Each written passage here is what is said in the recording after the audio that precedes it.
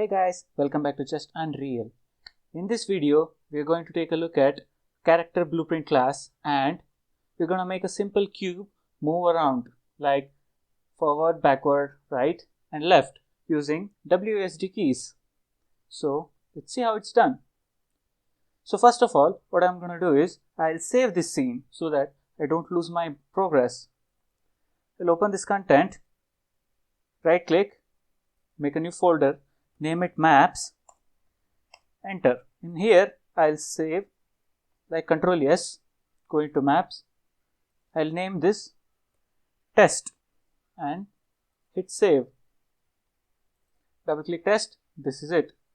Now we have a floor over here, so first of all I'm gonna make it bigger. I'll hit R so that I'll get this resize gizmo. I'll enlarge it in the X axis and Y axis. So yeah, this seems pretty fine. We see an error over here. So if you want to solve this, head over to the light source and change it from static to movable. Now we cannot see the error. Now go ahead and delete this player start. This is a game object, I'll explain about it later, but for now just select this and hit delete. Now come back to content, right click, make a new folder, name it blueprints, hit enter. Now here inside blueprints, again right click, blueprint class and a character class, specifically a character class. Name it BP underscore simple cube. Name whatever you want, but I'm naming it as BP underscore simple cube. Double click to open it. And now we have a window. Let's just dock it over here like any other tab you would do. Okay, so we have our blueprint class. Inside blueprint class, we have three tabs, mainly viewport, construction script and event graph. Event graph is where all the logics are done over here. In the construction script, we perform mainly pre-processing tasks like before your game starts, the calculation you have to make will be run over here. Construction script is a pretty advanced stuff, so we're gonna be looking at it in future videos. So for now we'll just stick to viewport and event graph. Viewport is your appearance thing. For now we can see there is a hierarchy over here. We have a capsule component, a capsule thing. Yeah, this looks like pretty much a capsule, right? So yeah, wireframe capsule and an arrow which defines the direction of the object, so which where it is looking. I'll probably get down the speed a bit. Okay, now it's fine. Now we have a mesh, but nothing is in here because it is none, and it's a skeletal mesh.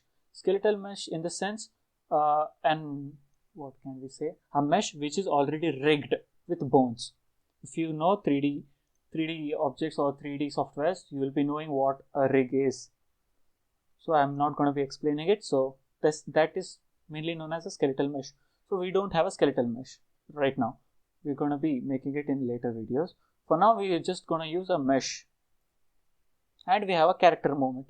This is a default component which comes with a character, only with a character blueprint.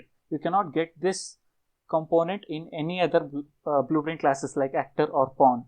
So this is specifically made for character blueprints. Now we have to add a mesh, plain mesh, not a skeletal mesh. So keeping the skeletal mesh, I am selecting this, add component, a static mesh. Select this static mesh. Now I'm gonna name it cube and hit enter. So we have a static mesh which is nothing right now. So head over to the static mesh thing, press this none, and if you don't see these options, go over to view options and turn your show engine content on. Tick this. Let's just check this checkbox so you can see your engine content, basically example content. So now in the search box type for cube and select the first one. So yeah, now we got a pretty big cube, which is actually bigger than the capsule component. So what we're gonna do, we're gonna make it smaller. How? Select R and just make it smaller in all the axes. For me, 0.25, 0.25 and a value of 0.67 in the Z axis works well. It's upon your imagination. For me, this works well, so I'm using this values. So you can see my values over here, and then I'm going to add a camera, because right now if I drag and drop this scene over here, see what I can see? I can just see a cube standing over here.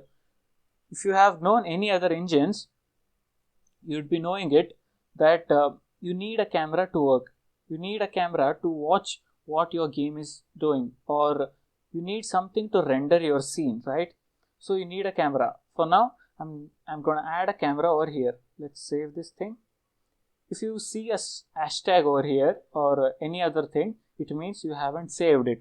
So before hitting compile, go down to the drop down menu, save on compile, make it always, so that whenever you hit this button, you will save this. Compile pretty much means wrap up your things, or if you are a programmer, you would be knowing what a compile is.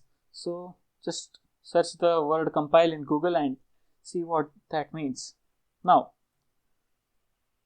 select this capsule component and hit add component and search for spring arm. Spring arm. I'm gonna name it arm and hit enter. You see this red line over here? This is called an arm. Okay, I'll show you its usage in a minute. Hit arm and press again add component and search for camera. Not the cine camera, just the plain camera. Select this, name it camera, and okay.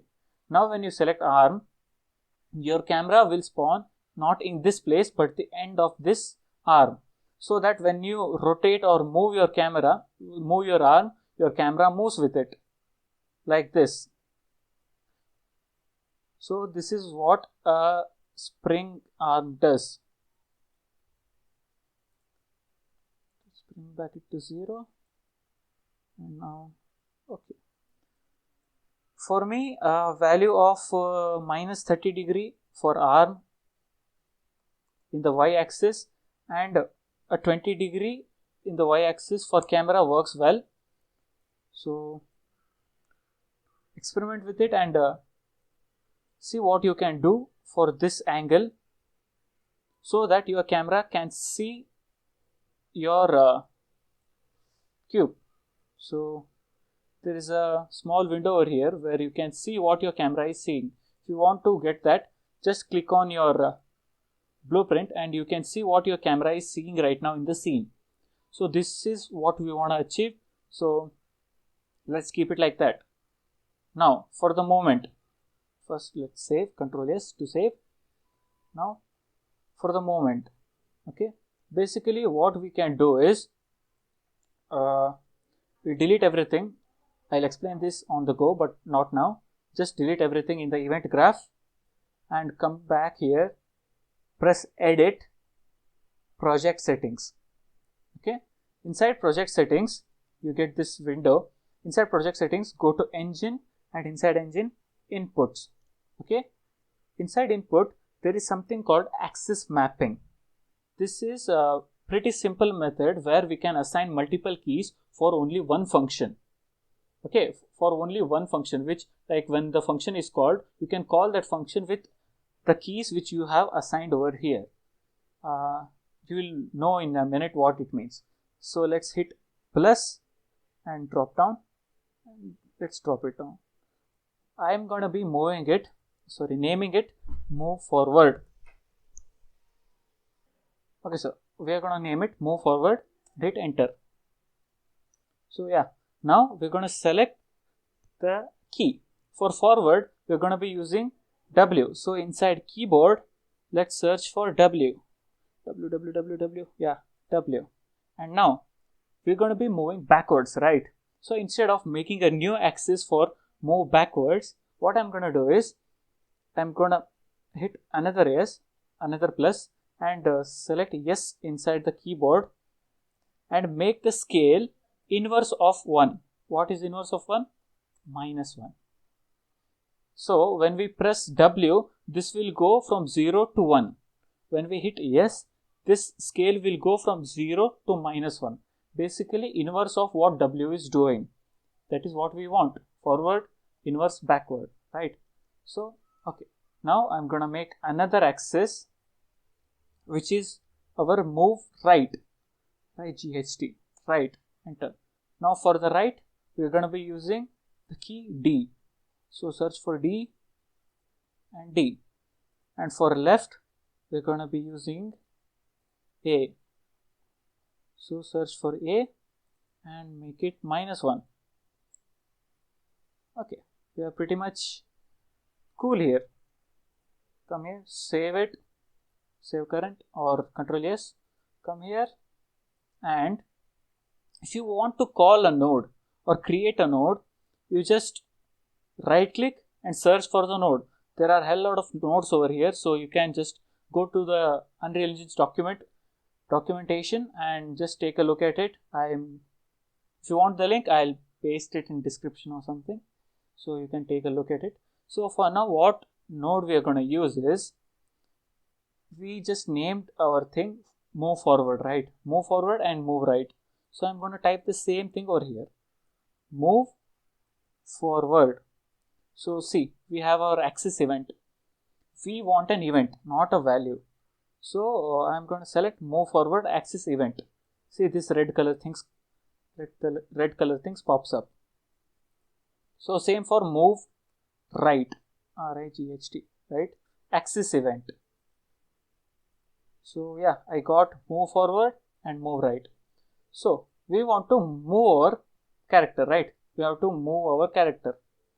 Now, what we can do is, we just click this thing and drag and leave. So we get this action thing.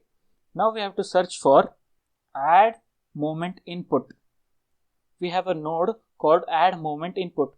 This will move our character. We don't need to specify the speed and all, because everything is specified already in the character movement. When you click this character movement, see, character walking, inside this we have our speed, everything is already set over here. If you want more speed, then just change the setting and you will get your speed increased. So we have our add movement. I want this copied, so I want another one. So I just Control C, Control V. I got another one. So I'll connect this to this, and we have this axis value which is going from 0 to 1 and 0 to -1. I'll connect this to the scale value, same as here. Now, okay, with moving forward, we want to move in a direction, right? We want to move it in forward or backward. So with the value, axis value, if it's plus, it will go forward. If it's minus, it will go backward. That we know already because we have set it like this. But we have to tell it to move forward, right? So there is a technique. First, we'll get the rotation of the object, rotation of our cube. So how do we get it? We'll just type get control rotation. Okay, this is the node. So this node gives us a rotation value in X, Y and Z axes. So we are going to be using this rotation to map to the forward and right of the add moment input. So now we have a problem. If this gives all the axes X, Y and Z, this gives values for all X, Y and Z. But what we want is, we just want to rotate it, or we want to just tell it to go right or forward, right? We don't want to take this thing in account. We don't want this rotation, sorry, the Y's rotation and X's rotation in account. We just want Z's rotation in account. So if we just use it directly, it will give all the axes value. So there is a technique. What we can do is, we can break the struct. How do we do it? We just break it. Break rotator. We search for break rotator and we get this. So what it does is it breaks the one value into three values, x, y and z, individual values. Now right click somewhere and search for make rotator. Make rotator. Break rotator breaks it, make rotator combines it to back in a one value. It's pretty straightforward, right? Now we'll just connect the z of it because we just want to take z axis as its account. So we just connect the z and now return value. Now we want to go forward for input axis, move forward, right? Then we'll search for get forward vector. Now we are getting for forward vector. This gives a forward direction, that is x direction. It gives us the forward of the cube. Now we just want the right of the cube. So we'll type for get right vector. Now we have the right vector. Connect to the word directions. Hit compile. Come here. Save current. Now you can hit play. Play test. Okay, sorry. Escape, hit escape to exit the play mode. And we forgot one thing. Right now this is a game object that everyone knows, right? I told you in the first video itself. Sorry, second video. But this is not taking our input in account. We can press buttons, but that doesn't mean that we are giving command to this cube. So if we want to give command to this cube, we have to possess it. We have to tell our engine to take our keyboard input. So how do we do that? We'll select this. We select this simple cube blueprint. We go to the details panel. Inside details panel, in search, we'll search for possess, auto possess player controller. Okay. So right now this is disabled. So what we do is we just make it player 0. Player 0 means first player. Player 1 means second player. Player 2 means third player. Basic array system. Because array starts at 0, not 1.